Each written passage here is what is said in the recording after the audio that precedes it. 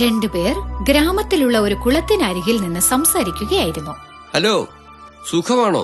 ജോലിയൊക്കെ എങ്ങനെയുണ്ട്? ഓ, എന്തു പറയാനാ, എല്ലാ കുളങ്ങളും വരണ്ടുപോയി. ഈ മീൻപിടുത്തം ഉപേക്ഷിച്ചാലോ എന്ന് ആലോചിക്കുക. അങ്ങനെ പറയരുത്. ഒരു വാതിലടഞ്ഞാൽ മറ്റൊരു വാതിൽ തീർച്ചയായും നമുക്കായി തുറന്നിരിക്കും. നിങ്ങളുടെ ഗ്രാമത്തിലെ കുളത്തിൽ വെള്ളവും മീനും ഇല്ലാത്തത് കൊണ്ടല്ലേ നിങ്ങൾ ഇവിടം വരെ വന്നത്. പക്ഷെ ഇവിടെ ഇഷ്ടം പോലെ വെള്ളവും ധാരാളം മീനുകളുമുണ്ട്. നിങ്ങൾക്ക് എത്ര വേണമെങ്കിലും പിടിച്ചോണ്ട് പോകാം. എന്താ പറഞ്ഞത്? എനിക്ക് വിശ്വസിക്കാൻ കഴിയുന്നില്ല. അതെ, സത്യമാണ്. ഞാൻ എന്തിനു നിങ്ങളോട് നുണ പറയണം? നാളെ വലയും എടുത്തുകൊണ്ട് ഇവിടെ വരൂ, ഞാനും ഇവിടെ വരാം. കിട്ടുന്ന മീനുകളെ നമുക്ക് പങ്കിട്ടെടുക്കാം. എന്ത് പറയുന്നു? എനിക്ക് വളരെ സന്തോഷമായി. ഞാൻ നാളെ ഇതേ സമയത്ത് ഇതേ സ്ഥലത്തെത്താം. നിങ്ങൾ ഇവിടെ തന്നെ വന്നാ മതി. രണ്ടുപേരും അവിടെ നിന്ന് പോയി. അവരുടെ സംഭാഷണം കേട്ടുകൊണ്ടിരുന്ന ആ കുളത്തിലെ മീനുകൾക്ക് വളരെ സങ്കടമായി.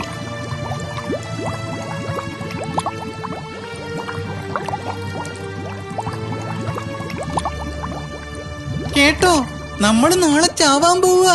നമ്മളിനി എന്താ ചെയ്യാ? എനിക്കൊന്നും മനസ്സിലാവുന്നില്ല. എനിക്ക് സങ്കല്പിക്കാൻ പോലും കഴിയുന്നില്ല. ഇനി വിഷമിച്ചിട്ട് കാര്യവുമില്ല, പ്രയോജനവുമില്ല. നമുക്ക് എത്രയും പെട്ടെന്ന് ഇവിടം വിടണം. അതെങ്ങനെ സാധ്യമാകും? കുറെ പേര് തനിച്ചാക്കിയിട്ട് നമ്മൾ മാത്രം പോകുന്നത് ശരിയല്ല. ഇവർ സംസാരിച്ചുകൊണ്ടിരുന്നപ്പോൾ മറ്റൊരു മീൻ അവിടെ വന്ന് സംസാരിക്കാൻ തുടങ്ങി. അവർ രണ്ടുപേരും ചർച്ച ചെയ്തുകൊണ്ടിരുന്നത് ഞാൻ ശ്രദ്ധിക്കുന്നുണ്ടായിരുന്നു. ഇതിനു വേണ്ടി നമ്മൾ ഓടി ഒളിക്കേണ്ട ആവശ്യമൊന്നുമില്ല.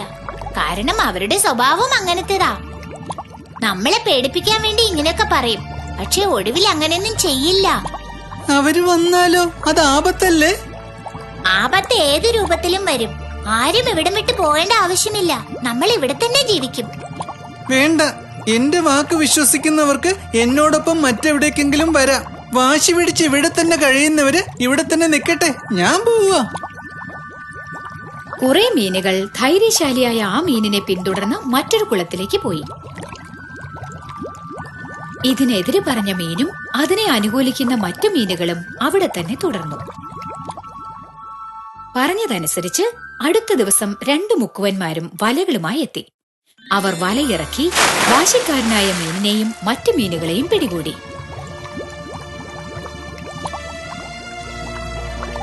അപ്പോഴാണ് അതിന് തന്റെ മൂഢത മനസ്സിലായത്.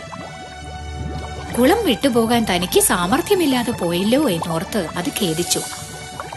ഗുണപാഠം: എപ്പോഴും നാം പ്രതീക്ഷിച്ചതുപോലെ നടക്കണമെന്ന് നാം ആഗ്രഹിക്കും, പക്ഷേ അതിനെ അവഗണിക്കരുത്. എന്തു വേണമെങ്കിലും സംഭവിച്ചേക്കാം.